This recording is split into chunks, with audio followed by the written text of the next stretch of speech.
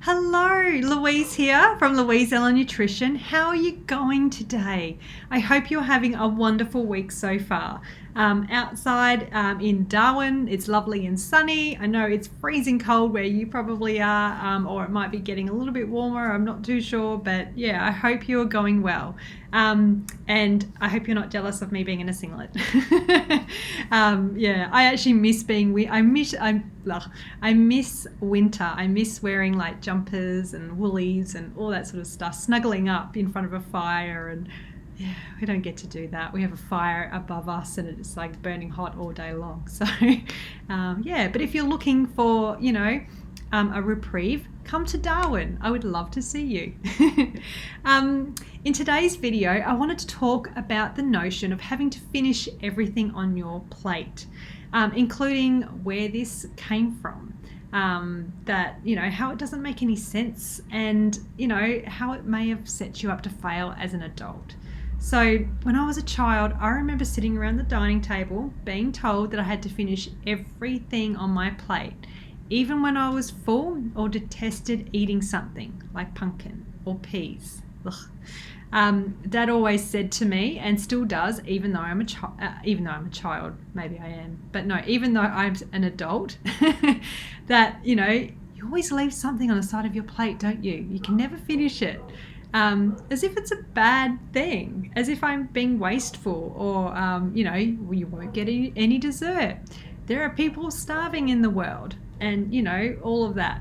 So as an adult, I also remember, so that was the upbringing. And as an adult, I remember going to a friend's house, a friend's dad's house for dinner, and his wife made us dinner, which was so lovely.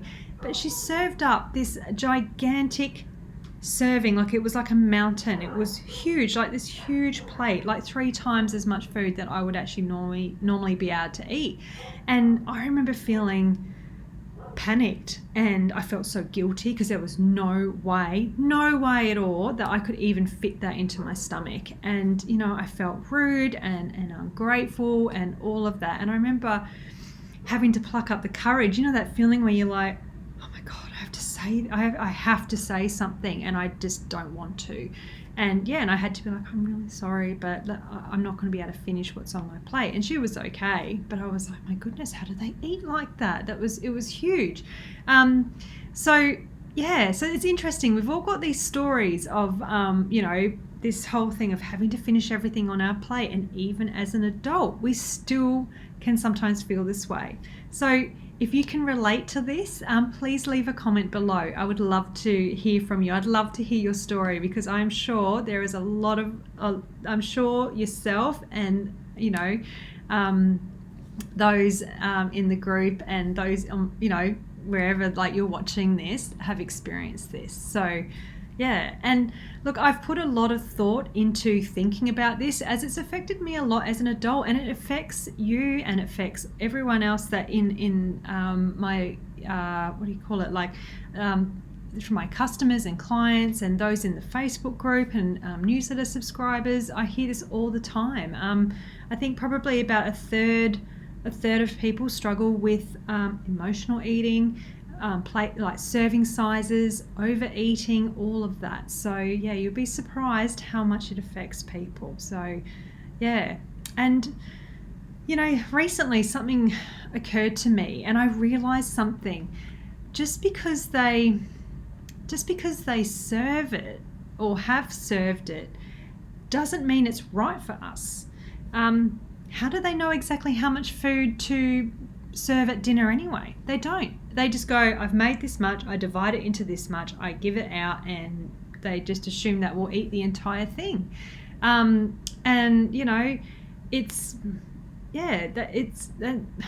assume that is the perfect amount of food for you, but it might not be enough, it might be too much. And and then there's all this guilt and this feelings around it that, oh gosh, like if we don't eat it, or if it's if it's not enough, then then we're obviously piggies because we're eating too much. Or if it's too much, then we feel like we're wasteful. So there's all this stuff going on. And look, I'm a massive advocate for eating healthy meals, but being forced to eat when you're full or eating foods that you can't stand is another story. So, do you recall as a kid, I'm sure you've got something up your sleeve or know someone where you were forced to eat something that you didn't want to eat? And how did that affect you as an adult? I would love to hear from you. And look, if you're watching this through the newsletter, please reply to this email and let me know. I would love to hear from you. And if you're watching it in the Facebook group, I would love to hear from you too. Please leave a comment. I remember being made to eat edge or green peas, and I'm not sure if you use that or know edge or green peas, but my grandma, and I don't know why, my gran and my dad always liked edge or green peas, and I think they're in a tin and they have a certain smell about them. Yeah, and trauma. And yeah, so I remember being at my grandma's house and she wouldn't let me go outside until I finished my plate, and it was like this big mountain of peas on there. As a kid, it looked like a mountain. My dad always said I make mountains out of molehills, but it looked like a mountain. And if I ate the mountain of peas, I would get to go outside, and I just really wanted to go outside and play with the other kids, so I did it, and it took me ages. I felt gross afterwards, and I was like, oh, I'm still traumatized by peas. I pick them out any chance I get, or I eat around them. So the peas, like I eat around, sometimes you get rice and it's like there's peas in there. I will eat the entire rice and pick out all the peas. Or if there's like a stew or something with peas, oh my God, it's a pig fest. So I can't stand it. So yeah, if you don't like peas, I get it. I totally hear you. So it's interesting, isn't it, how we're fed as kids affects us as an adult. And what's also interesting is we have other people's expectations pushed onto us as children, and sometimes as adults, that we have to finish our plate. But why? Because they made it, they served it, and now we need to eat it. And if we don't, then we're ungrateful, we are rude, wasteful, or worse, you won't get dessert, or you'll have to stay at the table until you finish what's on your plate, even if it's all night. I know a client, oh my goodness, that was forced to stay at the table all night until she ate something. I just think, God, that's a tough parent. Because she couldn't eat it, but she was like, nah, parents are like, you must eat it. So poor thing. They can bring about a lot of trauma. And as an adult, you've likely gotten into the habit of overeating due to being made to finish your food, and especially mostly due to not being wasteful. We are told, do not be wasteful, you mustn't be wasteful, it's a bad thing. But is it really? If you've got a little bit of leftover and you can't eat it, what is wrong with having to throw it away or give it to the dogs, or put it into the compost or in the worm farm or to the chooks if you've got chooks? I don't have chooks, but if you do, you could give it to the chooks. They love that sort of stuff. So it's okay, especially if your health is of a concern. If you're full and then you're wanting to lose weight and you're like, I don't want to eat this because I'm trying to lose weight, but then you feel guilty, it doesn't work, And also it can cause, by being made to eat everything on your plate as a kid, it can also cause binge eating and eating treats for breakfast, lunch, dinner and snacks, as you were never allowed to eat them. That was me. I would always as soon as because parents, they always want to feed you, well, most of the time want to feed you good healthy food, and then they keep treats as treats, but they don't tell you why. Why is it a treat? And, and they go, yeah, because it's healthy for you. But why? What's the real reason? And as kids, I suppose we find it hard to understand. And there's also, the lack of nutrition education out there around food. So it's hard to explain why, but they just know it has to be a treat. So as an adult, you're like, yay, I'm an adult. I am going to go out and buy Macca's and KFC and lollies and chips, chocolates and all of that. But it's to our detriment. So let me tell you this. It is totally okay to not finish what's on your plate. If you don't want to finish it, don't finish it. It's not really okay to eat treats as your main diet for obvious reasons, like for weight gain and feeling tired, lethargic and all of that. But it's totally okay to not have to finish what's on your plate. Totally okay. And it's okay if people think you're wasteful, rude, or, ungrateful or whatever, because people will think whatever they want to think, regardless of what you do. We always worry so much about what other people think, but in reality, they're not really thinking about us as much as we think. They're more thinking about themselves. We always think about ourselves more than we do about others. So when we worry about what others are thinking, they're not. They're thinking about themselves. So, and you know what? You're a grown woman or man, if you're watching this, who is in control of your life. And there is nothing wrong with realizing that you've had enough, or you're full, or you just don't want to eat that piece of food. It's like when you buy things, or you have things in your cupboard and you're like, oh, I have to finish it because it's wasteful, and you're eating it and you're like, oh, it's making me feel sick and oh, whatever, and sometimes like when you want to make change, you're like, oh, but I've got all these things in the cupboard that I should finish first. You don't need to do any of that. You need to do what is right for you, not what you think you should do. So yeah, you don't need to overfill yourself just because someone who may have likely overfilled your plate, and it may even be you, thinks that you should. You don't. And look, I know that you may be struggling with this, and so I've thought of 3 simple habits that you can start putting into practice to help you do this today. So first habit is practice telling yourself, especially at meal times, it's okay to not eat everything on my plate, and to not be worried about what other people think. So it's interesting because thoughts create feelings, and then from feelings we create beliefs, and from beliefs is our attitude and our actions. So when you think something, you feel something about it. So we cannot force anyone to think anything. They will think how they want to about a situation due to their beliefs, values, and who they are and their experiences. So it doesn't, so you can't put thoughts into people's head. Only they can think what they want to think. So in reality, all you can do is control your own thoughts, and therefore your feelings and beliefs and all of that, because people will think whatever they want to think, regardless of what you do.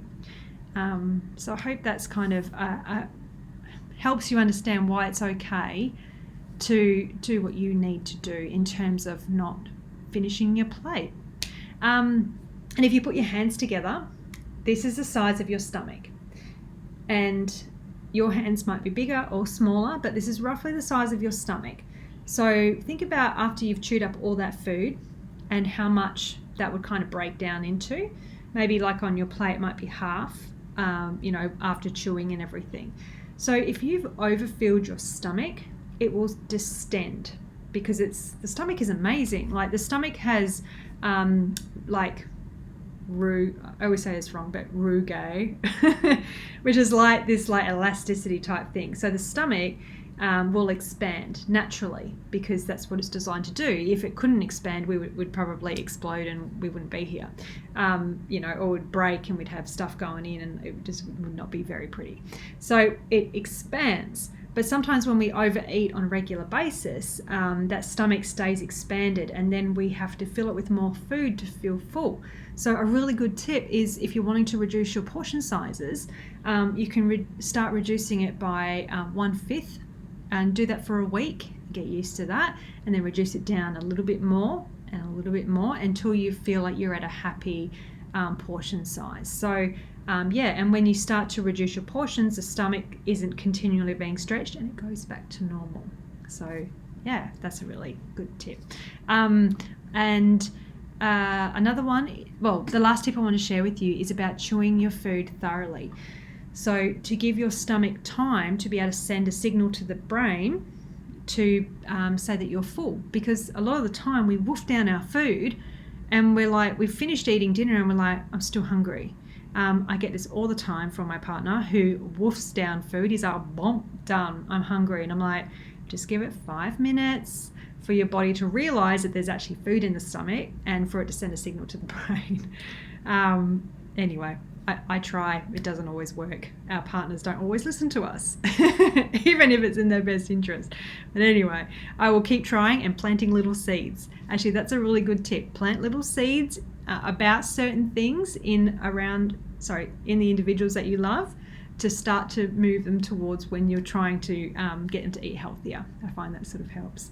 So anyway, so by chewing your food thoroughly, it gives the stomach time to tell the brain that you are full. And it also is practicing mindfulness. So, like when you're in front of the TV and you're eating, you don't realize how much you're eating, and you often will overeat by like 10 to 20%. So when you're mindful, it's just being aware of every mouthful, being aware of what you're doing, rather than kind of looking away and just eat, and you're like, oh my God, what just happened? And I find it's a good analogy for that is when you're having a needle, or when you're having if you get eyebrows tattooed, or things that are a bit painful, and you focus your attention on something. So say you're getting a needle and it's really, or you're getting blood taken out and you're like, you can't stand it. You focus on your fingers. And by doing that, it takes the focus away and you're focusing on your fingers and you don't feel it as much. It's the same with watching TV. You don't feel that you're filling up with food because the focus is out there on the TV. So yeah, I hope you enjoyed this video, or my rant, and that these 3 simple habits help you with overcoming the need to overeat or having to finish your plate, because you really don't, it's about realizing you don't need to do that. So yeah. Also, if you're finding it hard to change your eating habits and are looking to make real and lasting change, to lose those extra kilos or have more energy in a way that is simple and sustainable, I just wanted to offer you an opportunity to get on the phone with me to help you do that. So if you find that changing your eating habits is hard, that you struggle with being consistent, and you're interested in taking advantage of this opportunity and learning a different approach, particularly one that is simple and sustainable. So I am all about simple, easy, and sustainable. I just find that is the best way to get real results in life, because when we push to go all in, we end up flatlining and it just doesn't work. So I have this awesome approach which is pretty much about making things simple and sustainable long term.